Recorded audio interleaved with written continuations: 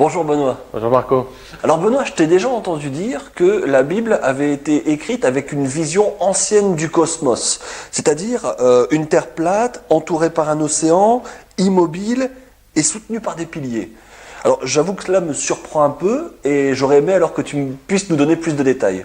Alors c'est vrai Marco que parce que la Bible a été écrite pour nous mais pas d'abord à nous, pour l'interpréter correctement, il faut d'abord qu'on s'intéresse à sa signification, d'abord pour celui qui l'a écrite et puis pour les premiers auditeurs. Donc pour Genèse 1, ce qu'on a besoin clairement de connaître, c'est la vision du cosmos partagée par tous les peuples du Proche-Orient ancien, donc à l'époque dans l'Antiquité. Alors Marco, si je te dis, comme le dit la Bible, la terre était informe et vide et l'Esprit de Dieu planait au-dessus des eaux, quelle image mentale est-ce que ça produit en toi ?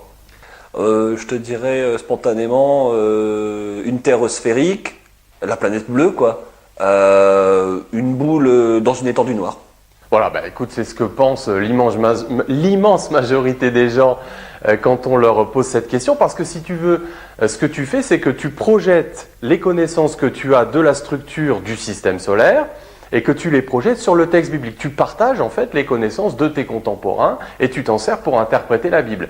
De la même manière, on peut penser que les auteurs de la Bible partageaient eux aussi l'opinion de leurs contemporains à propos de la structure du cosmos. Enfin, je me doute bien qu'ils n'imaginaient pas que la Terre était ronde, quoi. Ah oui, parce qu'à l'époque, tout le monde pensait que la Terre était plate, qu'elle était au centre de l'univers. Tu sais, ce sont les Grecs qui, au VIe siècle, avant Jésus-Christ, ont postulé les premiers que la Terre était peut-être ronde, et plus tard, ils ont évalué la circonférence, mais sinon, tout le monde pensait que, effectivement, la Terre était plate. Je vois pas où tu veux en venir, Benoît. Pour moi, la Bible, c'est la vérité, toute la vérité. Je pars du principe que le Saint-Esprit a forcément révélé aux auteurs inspirés tout ce qui est, enfin, le vrai du faux. Au même titre qu'il a révélé que Dieu était le Créateur. Oui, je comprends ce que tu veux dire. C'est vrai que Dieu, s'il l'a voulu, a pu révéler des connaissances d'ordre scientifique aux auteurs inspirés. Donc nous, aujourd'hui, qu'est-ce qu'on peut faire en tant que croyants ? Tout ce qu'on peut faire, c'est une analyse des textes bibliques, une comparaison avec ce que les historiens, les archéologues ont découvert de la vision du cosmos, de ce que croyaient les peuples voisins des Hébreux, comme les Égyptiens, les Babyloniens. Et donc, on verra finalement quel est le choix de Dieu. Qu'est-ce que le Saint-Esprit a jugé bon de faire, j'allais dire, en la matière.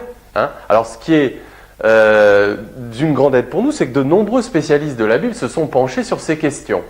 Et la conclusion, c'est qu'il semble bien que la science contenue dans la Bible reflète les connaissances anciennes de ces auteurs avec toutes leurs limitations. Donc, ce qu'on va faire, c'est qu'on va survoler les Écritures pour voir ce qu'elles nous apprennent à propos de la Terre et de l'univers, et on va respecter le choix de Dieu, tout simplement. Oui, parce que moi j'ai toujours abordé la Bible en partant du principe que tout ce qu'elle révélait était exact, y compris ce qu'elle révélait d'un point de vue scientifique. C'est vrai que c'est perturbant, et je t'avoue aussi que j'ai été perturbé quand j'ai pris conscience de tout ça, mais tu vas voir que les arguments bibliques que l'on va donner sont très très très convaincants. Alors on va d'abord brosser un tableau général avant de rentrer dans les détails, dans plusieurs autres vidéos qui vont suivre. Et vraiment, tu vas voir, on va citer beaucoup de versets, c'est vraiment très convaincant. Alors tout à l'heure tu nous as parlé du peuple ancien du Moyen-Orient. Dis-moi, qu'est-ce qu'ils avaient justement, eux, comme vision du cosmos ? Alors c'est vrai qu'on est peu familier avec ce que pensaient les peuples anciens du Moyen-Orient à propos de la structure du cosmos, et c'est vrai aussi que c'est pas la vocation de la Bible de répondre à notre curiosité sur ces questions. On va voir que les versets qui parlent de ça le font souvent de manière indirecte, et puis on n'y prête pas franchement attention quand on lit la Bible. Et puis surtout, on fait ce que tu as fait un petit peu tout à l'heure et que je fais aussi, bien sûr, c'est qu'on projette nos connaissances de façon inconsciente sur les textes, et donc on les interprète à notre manière sans s'en rendre compte. Alors voilà les opinions scientifiques qui étaient partagées par les peuples comme les Babyloniens, les Égyptiens. Alors d'abord tu vois cette fresque égyptienne qui nous montre quelle était la structure du cosmos, on va y revenir. Et puis il y a aussi cette tablette qui a été retrouvée à Babylone, elle date du VIe siècle avant Jésus-Christ. Tu sais, à cette époque-là, on écrivait donc sur des tablettes d'argile avec une écriture cunéiforme.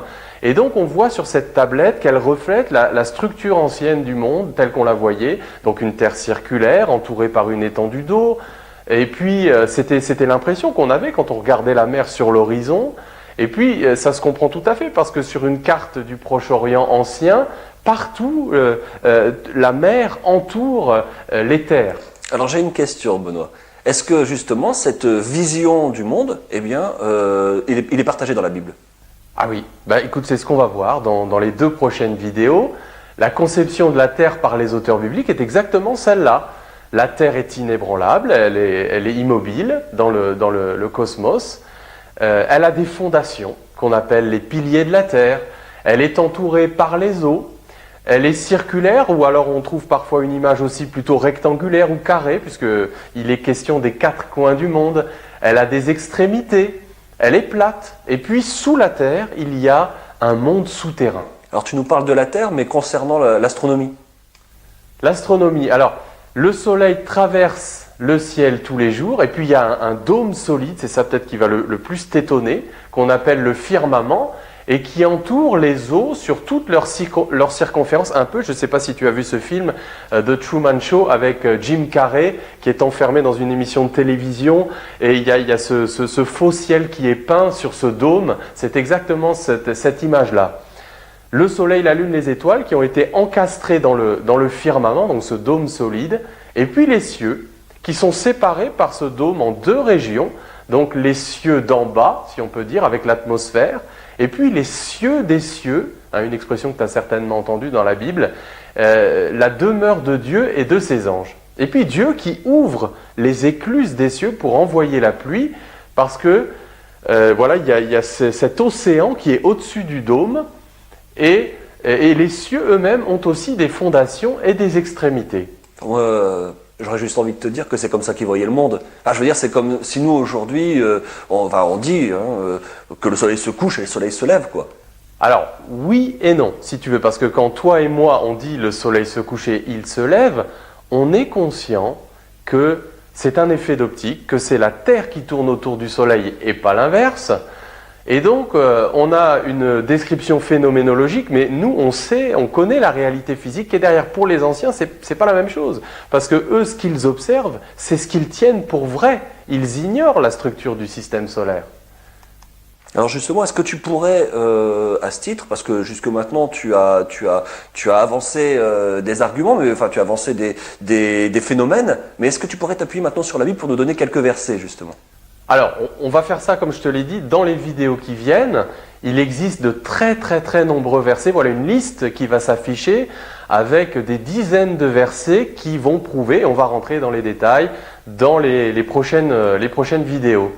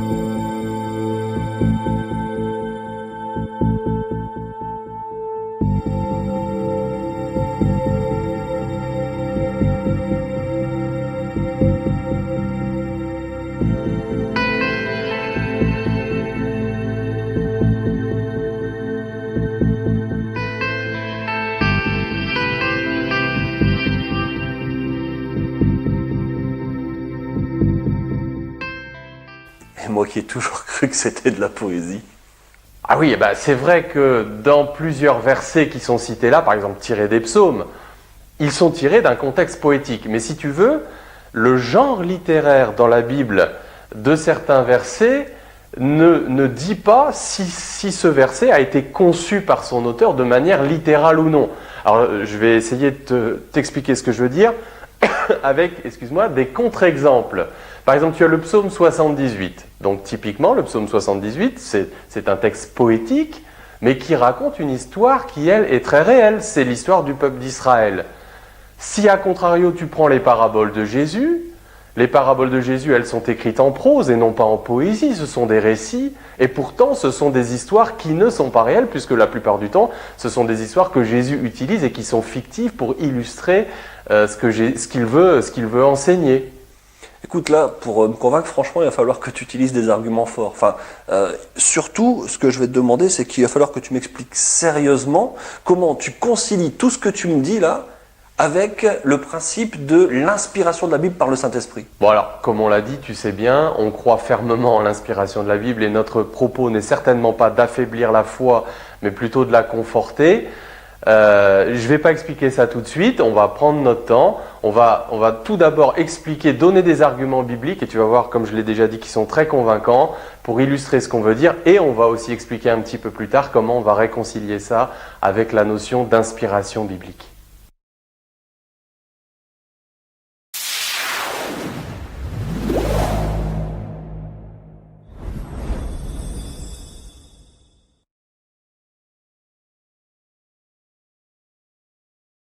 Bonjour Benoît. Bonjour Marco. Alors, tu me connais, je suis un peu comme les chrétiens de Béret dans le livre des Actes, qui cherchaient à vérifier dans la Bible si tout ce qu'on leur a enseigné était réellement écrit. C'est une bonne chose. Merci. Aujourd'hui, j'aimerais alors que tu me parles justement, ou en tout cas que tu me prouves que la Bible a été écrite avec une conception ancienne du cosmos, c'est-à-dire que la Terre est plate, immobile, qu'elle est soutenue par des piliers et que tout autour il y a là un océan. Mais je comprends ton scepticisme, ton questionnement Marco. Alors c'est vrai que je ne pourrais pas citer tous les versets qui montrent cela, je pourrais prendre que quelques exemples représentatifs, on a donné une liste importante de versets dans la vidéo précédente, mais c'est vrai que dans la Bible, plusieurs versets nous montrent que pour les auteurs, la terre est effectivement immobile, inébranlable. Ce sont d'ailleurs des versets qu'on a opposés à Galilée, quand il disait que c'était le soleil qui tournait, que c'était la terre qui tournait autour du soleil et pas l'inverse bien sûr. Alors dans 1 Chroniques 16 verset 30, on lit par exemple « Tremblez devant lui terre entière, oui le monde reste ferme et inébranlable ». Donc c'est le verset qu'on a dit pour dire, tu vois bien que c'est bien la terre qui est au centre et le soleil qui tourne autour. Ou dans Ésaïe 45 18, « Cependant ainsi parle le Seigneur, le Créateur des cieux, lui, le Dieu qui a formé et fait la terre, qui l'a rendue ferme ». Bien sûr, ce n'est pas la stabilité de la trajectoire autour de la Terre dont il est question dans ce verset. Alors dans la dernière vidéo, tu nous as parlé justement des piliers de la Terre. Est-ce que tu peux nous en reparler? Oui. Dans la Bible, la Terre est clairement posée sur des fondations et un peu comme un bâtiment qui repose lui aussi donc sur des fondations. Dans Job 38, versets 4 à 6, on lit où étais-tu quand je fondais la terre? Déclare-le si tu le sais avec ton intelligence. Qui en a fixé les mesures, le sais-tu? Ou qui a étendu sur elle le cordeau? Dans quoi ces bases sont-elles enfoncées? Ou qui en a posé la pierre angulaire? Ou dans Psaume 104, verset 5, Dieu a fondé la terre sur ses bases, elle est à tout jamais inébranlable. D'accord. Par contre, je n'ai lu nulle part explicitement que la terre était plate.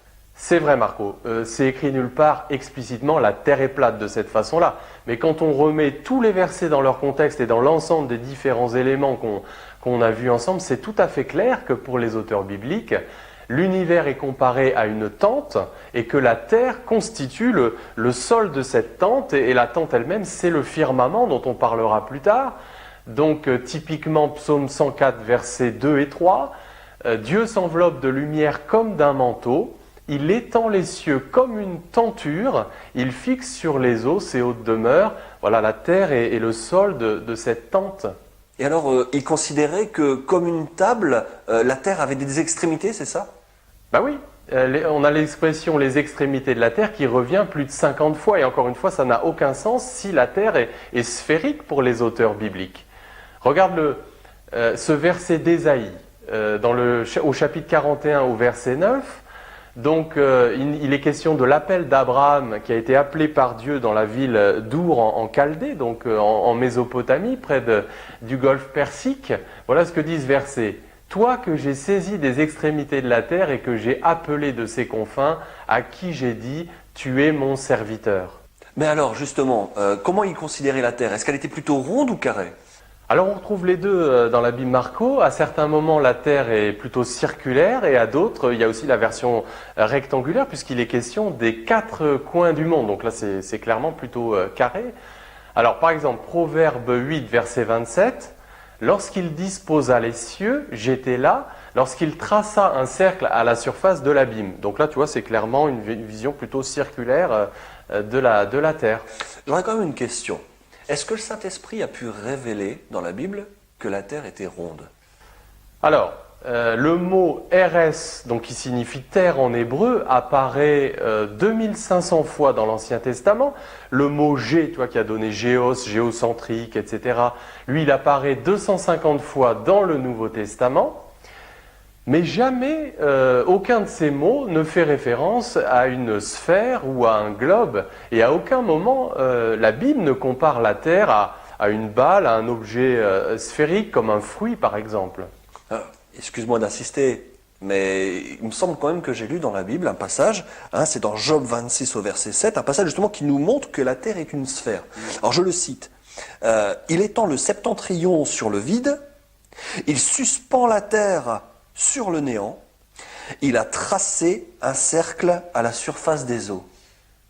Oui, alors il faut que tu replaces ce verset dans son contexte. C'est sûr que si tu le prends tout seul comme ça, effectivement, ça peut donner cette image un petit peu de ce qu'on a vu dans la vidéo précédente, où on voit la Terre comme un globe, une sphère, la planète bleue, suspendue dans l'espace. Et on a l'impression peut-être que ce verset, que Job finalement a eu cette révélation. Mais en réalité, non, parce que si tu replaces le verset dans son contexte, tu t'aperçois que pour Job, il avait vraiment cette vision d'une terre plate, entourée par un océan. Donc par exemple, les versets 10 et 11 font clairement référence aux fondations des cieux, dont on parlera plus tard, où il est question du firmament dans Job 37, verset 18, de la demeure de Dieu dans les cieux des cieux, Job 36, verset 29, des piliers de la terre à plusieurs reprises. Donc tu vois que ça ne tient pas la route. Il faudrait isoler complètement le verset de son contexte pour lui faire dire ça. Tu m'intéresses, Benoît. Dis-moi, parle-moi du séjour des morts alors. Oui, alors là aussi quelque chose peut-être d'un peu surprenant, mais c'est vrai que dans la Bible, il y a un monde souterrain clairement situé sous la terre, et c'est le séjour des morts, là où vont les morts. Alors c'est le mot Sheol qui apparaît dans l'Ancien Testament 65 fois, et qui est traduit donc par séjour des morts, donc clairement situé sous la terre. Laisse-moi te donner un exemple, c'est ce récit où certains membres du peuple d'Israël s'opposent à Moïse et vont être carrément engloutis, vivants par la terre qui va s'ouvrir lors de ce qu'on pourrait considérer comme un tremblement de terre.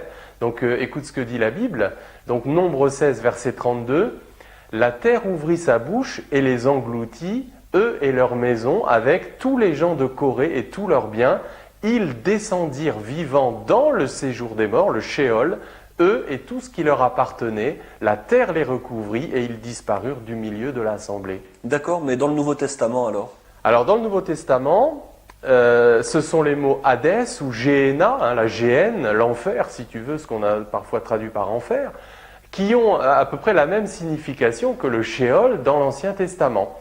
Et 10 fois sur les 20 fois que ces mots apparaissent, clairement, c'est un lieu physique situé sous la terre. Là aussi, laisse-moi te le montrer par quelques versets. Donc Philippiens 2, verset 10, « Afin qu'au nom de Jésus, tout genou fléchisse dans les cieux, sur la terre et sous la terre. » Donc là, tu vois encore, tu as la structure du monde en 3 parties, les cieux, la terre et sous la terre.